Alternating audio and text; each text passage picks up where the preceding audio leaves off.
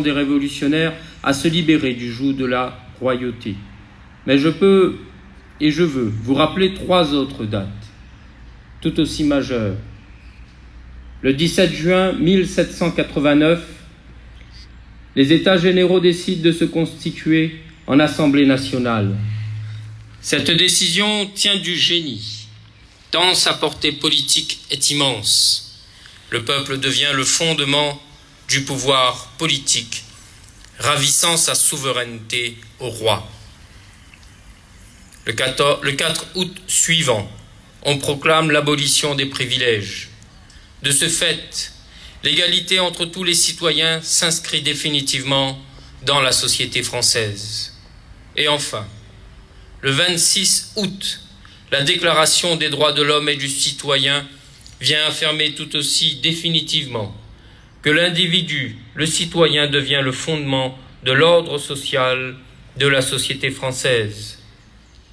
Voilà ces 4 dates confèrent à la Révolution française son génie, sa grandeur d'âme et son panache. Elle influencera le monde entier pendant des siècles, tant les valeurs qu'elle institue ont un caractère universel. Et aujourd'hui, qu'avons-nous fait de cet héritage? Nos parlementaires, tant à l'Assemblée nationale qu'au Sénat, exercent légitimement la souveraineté du peuple.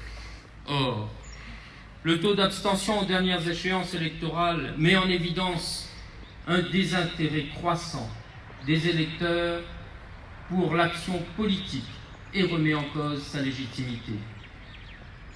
C'est pourquoi nous devons attacher encore plus d'importance à ces cérémonies de commémoration en y associant à chaque fois que cela est possible nos plus jeunes concitoyens. La politique et son exercice au nom du peuple, dans l'intérêt du peuple, sont des missions nobles, honorables et exaltantes.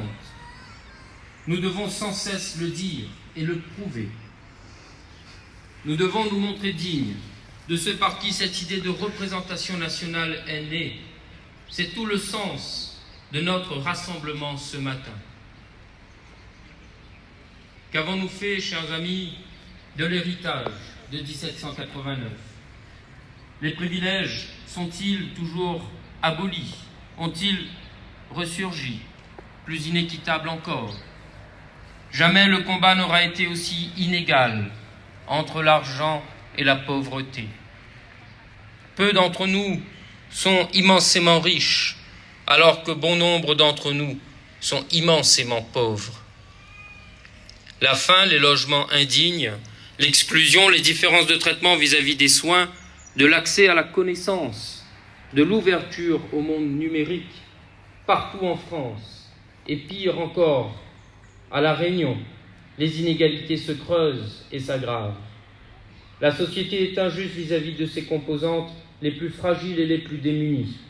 Elle laisse pour compte ceux qu'elle devrait protéger, et l'individualisme est à son apogée alors que tout exige de nous d'être altruistes, philanthropiques et progressistes.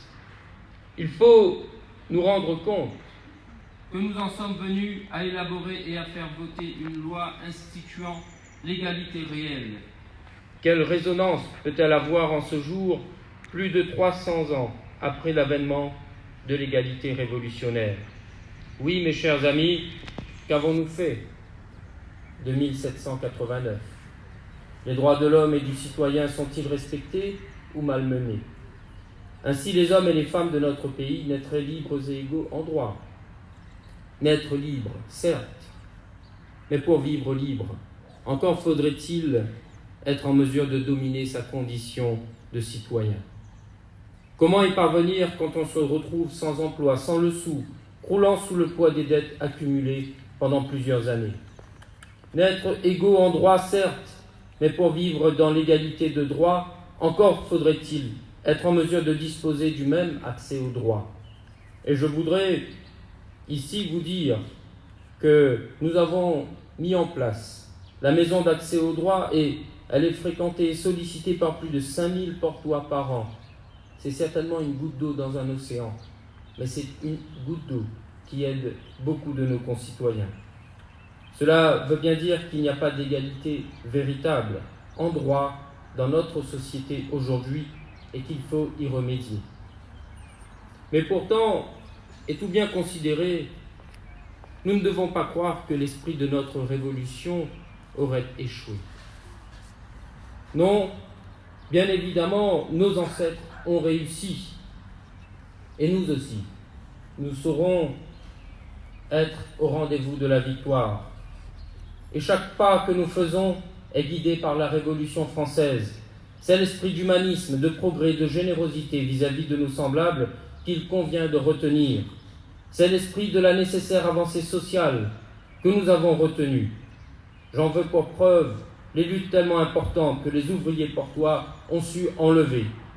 Parmi elles, je ne peux oublier les combats menés par l'UFR pour les femmes réunionnaises.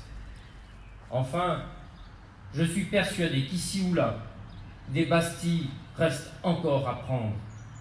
Il ne faut plus attendre pour agir, il nous faut agir et nous engager, forts de nos valeurs, de liberté, d'égalité et de fraternité. Vive la Révolution française, vive la Réunion et vive le port. Je vous remercie.